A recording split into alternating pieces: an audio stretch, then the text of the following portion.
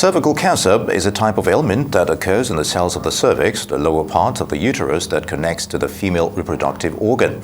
Various strains of the human papillomavirus, a sexually transmitted infection, play a role in causing most cervical cancer. It has been disclosed that cervical cancer is the third most common malignancy in women worldwide. It remains a leading cause of cancer-related death for women in developing countries. Ifeyinwa Onwukeme is chairperson and founder of Sally Ho Foundation. She joins us now to discuss cervical cancer prevention and early detection among women and how to create a society free of cervical cancer. It's good to have you with us, Ifeyinwa. Thank you. All right, let's take a look at this. What would you regard as the early warning signs of cervical cancer? How impactful are the choices made by an individual and prospects of getting cervical cancer, you think? Okay, most of the time the cancer does not come up as soon as you're infected. It only come up when it has stayed in someone's, maybe the woman's body for about 10 years. And by that time, it would have become invasive. So most of the times, you don't have early signs. It's only when the cancer has become invasive. So it's very important to do the screening before you have the signs. Very good. Well, we usually hear that early detection saves lives, and I'm sure that's what you just reiterated now, that they should have their screening. But how easily can this disease be treated at the initial stage if during screening it's found out that the person, is likely to develop cervical cancer? How easily can it be treated in Nigeria? How affordable is it? Okay, at the early stage, after the screening and you discover that you have the cervical cancer, that's the pre-cancer, it can be treated. But in Nigeria, because of the health system, most people don't even know they have the disease, even after they've gone for the screening.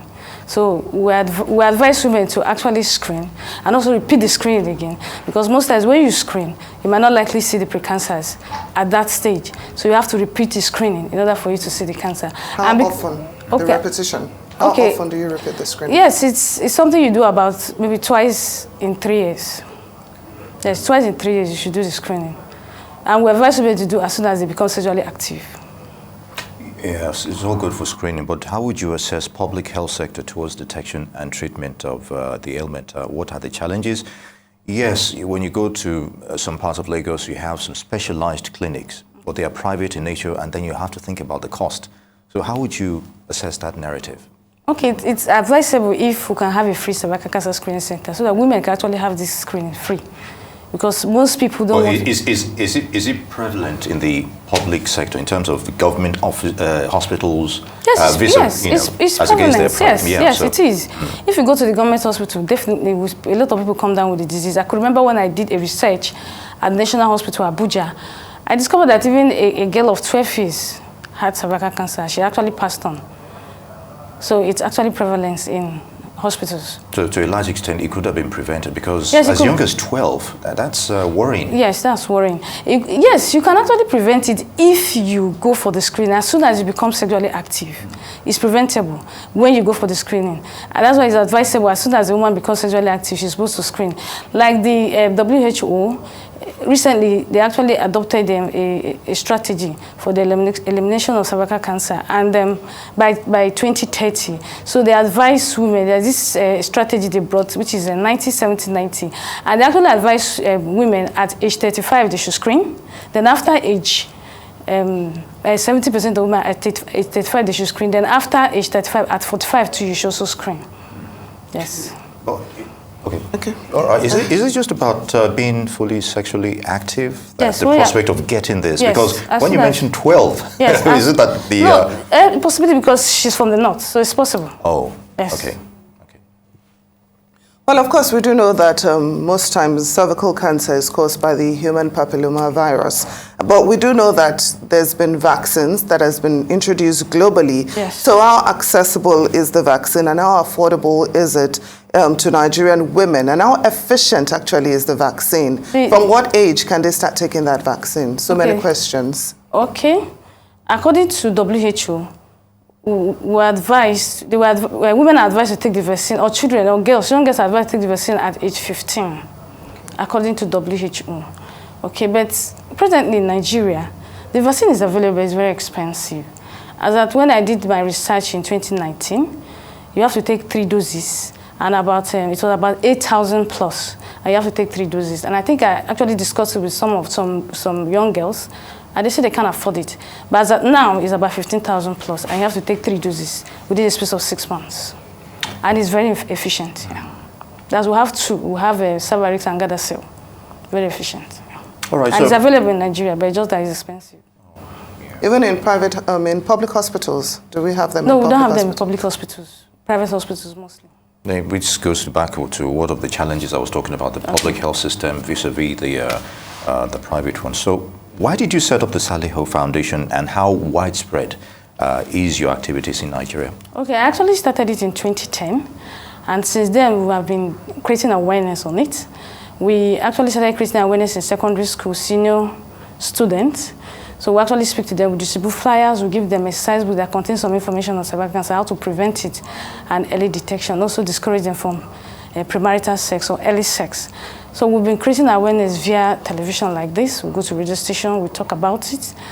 Then moving forward, we decided to start up a free cervical cancer center. And it has been very challenging because if you're having something free, a lot of people want to be screened. And I'm a medical laboratory scientist, and in school, we are taught how to do the test, which is a pap smear test. Okay. And if you want to set up a free cervical cancer screening center where everybody, all the women want to attend, you will have to screen about 200 people a day. And it's not going to be possible because pap smear, the way we do pap smear, you have to get the sample from the woman. Then you make a smear on a slide, then you stain your slide and you view it under the microscope. And how many women will you view under the microscope? You can view only maybe 10 women, you're tired and all that. So we decided to start what they call automated screening. And the automated screening the machine is very expensive. We actually try to reach out to some companies and all that. We try to partner with some companies. Though it's still ongoing, the partnership is still ongoing, the discussion is still ongoing. But we're looking at doing it as soon as we get that partnership. As soon as we get the partnership, we're looking at getting the machine into the country so that people can have access to free screening. Because it's a highly preventable disease. But the problem is that people don't screen. And most times women don't like screening. When you tell them to screen, they'll tell you that I don't have any issue there. That this is my private part and I don't have any reason to screen. I don't want anybody to see it. I don't have an issue there. But it's very important to let people know that screen. Just screen for it. Very good. You talked about partnership, but what about beyond screening? What happens next in terms of treatment? How have you been able to get responses, maybe from the medical, those who are going to take up such cases? Okay, if I understand you, are you saying? Yes. When you're done with the screening, then what? Those that have the ailment. Okay, you refer them. Yes, you refer them to the hospital. Yes, referrals to the hospital. You refer them to the hospitals where they can get treatment, especially when the cancer is still at the early stage. Like I said, WHO, the strategy they brought, they said 90% of women that have precancer should be treated by 2030. Then also 90% of women that have invasive cancer, the one that is already invasive, that has spread to vital organs, should be managed, because at that time you can't treat it. You just manage the patient and all that. So that is it. So in about 2 seconds, how can women lower their risk of getting cervical cancer? Okay. Very briefly. Okay, you practice safe sex, you use condom, and avoid having too many sexual partners. Ifeyinwa Carol Onwukeme, Chairperson, Founder, Saliho Foundation, thank you so much for joining us on Newsday. Thank you.